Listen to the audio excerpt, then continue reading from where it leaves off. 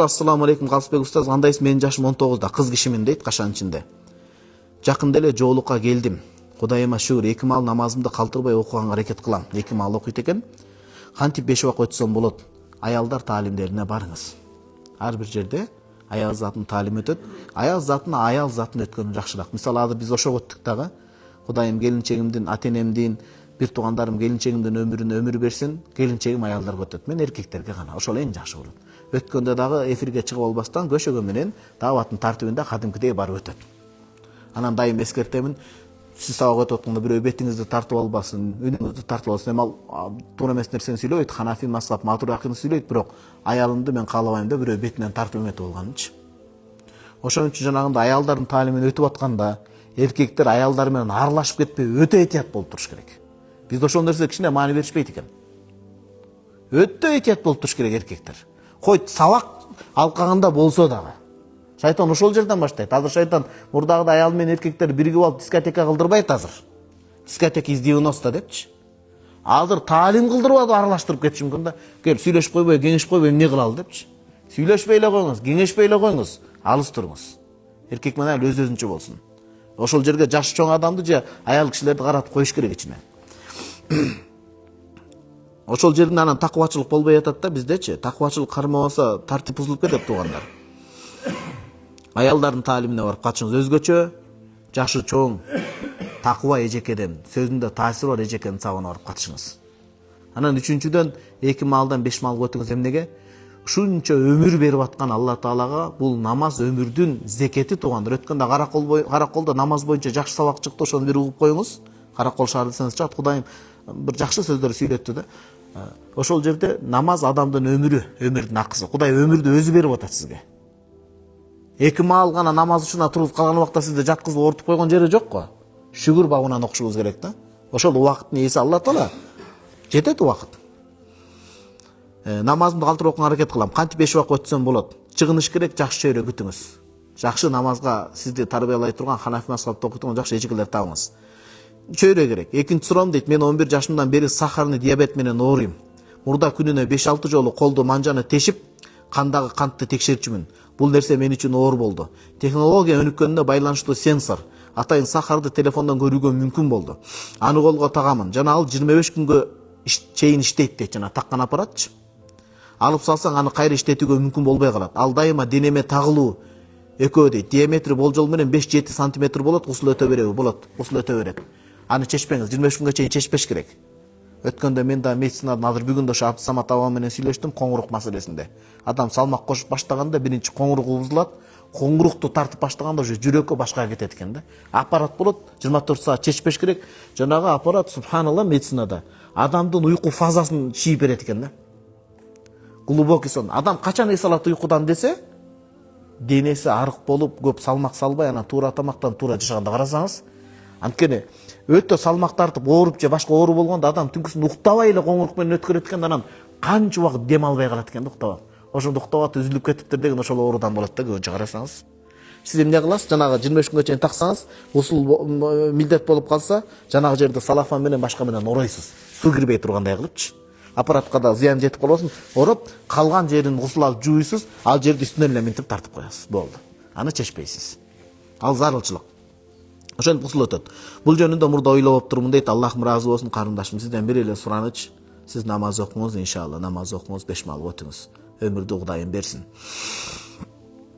Намаздарым кандай болуп калат? Намаздарды анан ошол усул боюнча окуй бересиз.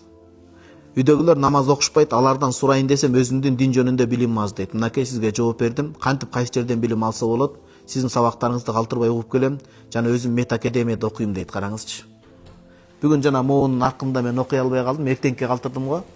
Эң жакшы чечим кыз кишиге тиешелүү төрөтүү, кыз кишилердин жана гинекология дейбиз, кандай дейбиз, ошол тармагында аял кишинин оорулары боюнча кыздарыбызды окутуш керек. Сиз үммөткө салым кантип кошосуз? Кызыңызды медицина тармагында окутуп, ошол аял затына эркектерди аралаштырбай турган, аялдар өзү чечип бере тургандай болсо, мына ошо ислам үммөтүнө диниңизге салым кошкон болосуз.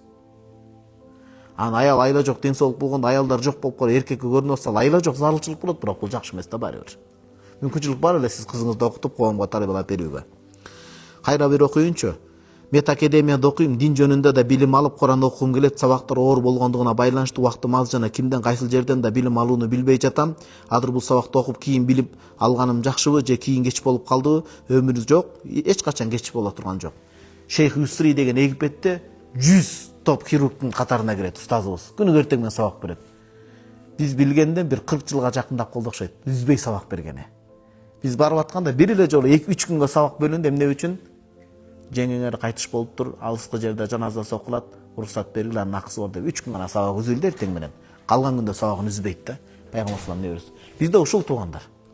Азыр мисалы 7 күн сабак үзбөй ушул мечитте өтүүнү насип болсун, кийинчерээк 40 күн бир мечитте үзбөй сабак өтүүгө ниет кылып атам да. Чоң бир пайдалуу китепти алып туруп, 40 күн истикомат менен, бекемдик менен. Жамаатта ошого көнүш керек. Бул биздин акырет азыгыбыз туугандар. 40 күн тамак жей албай отура албайбыз, ошол сыяктуу көнүш керек. Бул биздин бул дүйнөбүзгө дагы, акыретибизге да пайда да. Анан эмнеге бул карындашым айтып атам? Ошо медицина тармагында устазыбыз атасы эң күчтүү медакадемиялар окутуп атканда 7 жыл окутулат эмес бизде деле. Ошондо бул киши 3-4 жылы бакалаврда университетте окуп атканда диний илимге катуу кызыгып кетип анан арасатта калып турду. Деген медицинаны таштап эле коет окшойм, дин илимине кирейин дегенде Меккеден Ханафи мазхабты карманган чоң алымы келгенде анан устазынан келишим сураптыр. Шафи мазхабта устазынан кеңеш сураганда устаз мындай деп айтыптыр да. Тасаввуфта олиячылыкта эреже бар. Ушул эрежени сиз да жаттап алышыңыз керек, жана Мухаммед Али Карым жазып атпадыңызбы? Аким хайсу акамакалла. Кудай сизди кайсыл сферага алып келсе, ошондон чыгып кетпей ошондо бекем болуңуз дейт. Сиз курулуш жаатындасызбы? Аллах сизге ошол аркылуу элге пайда, ошондон чыкпаңыз. Сиз мисалы күчтүүсүн тараптасызбы? Неге бияка келип калдым, баардыгы күнөө экен, баардыгы зиятка экен дебей, сабыр кылып сиздин жүргөнүңүз намаздан, динден чын.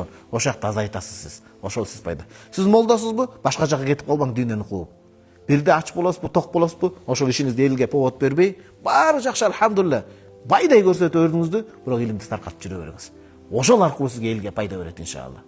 Ошонткенде анан устазымдын бир сөзү пайда болуп, Кудайга шүгүр деп туура насаат караңызчы, дини насихат дейт да, дин бул кеңеш деп. Докторантура, аспирантура бүтүп эң мыкты нерсени жактадым хирургия боюнча, анан кийин убакытка береке берип шарият факультетинде кызыл менен бүтүп чыктым дейт. Ошон үчүн медакадемияны окуңуз, эң биринчи 100дөн 80-90% ошо коюңуз, 10% жайкысынакей диний туура илим алууга, агымдарга илешпей, Ханафи мазхаб, Матурidi акыйдасы боюнча алууга аракет кылыңыз. Өмүрүңүзгө Кудайым берекесин берсин, дуа кылып коюңуз, ыраазычылык билдирем. Суроом узак болуп кеткечин сурайм жок. Иншалла мен келинчегим айтайын сизге байланышсын, карек эскертип коюңуз, Ошон үчүн аялдардын аял чечсин, эркектердин эркек чечсин. Саид Багдаш устазыбыз бар го Мадинада. Жиндер туурасында Кыргызстандан суроо келе берип, Эгипетте окуганда чыксам бир жооп берди, эки жооп берди, анан көбөй тийген окшойм, өзүм байкабайчы. Анан сурасам, калыңыз кандай дейсиң, биринчи инсандардын ааламы бүтүп албайлыбы дейт да. Ошон үчүн эркектердин канча көйгөйү бар. Эркектер эркектерге берсин, аялдар аялдарга берсин, туурабы? Ошондо анан канча аялдар ыйлап чыгат да, жеке опытыман мунтажмын. Байкуштарым баягы жүрөгү бош болуп, өмөт байкай турат аларда, молдолор карап көрчү, буга чалсаң уруш салат азыр депчи. Буга чалсаң ыйлап кылып берет деп, анан жакшынакай ыйлап аткан, ыйлап чыккан болот, аябай борборуп жооп бересиң, келинчеңе чыксаң ыйлабай эле жакшынакай түшүндүрүп аткан болот суроосын. Көрсө аял билет экен да бири-биринчи. Эркектер биз деле билебиз да, туурабы? Жакшы эле досуң, жакшынакай эле жүрүп, аялдар минтип каласың, эркектен кетпечи дейсиң го. Ошондо аялдар аялдын табиятын билет экен да.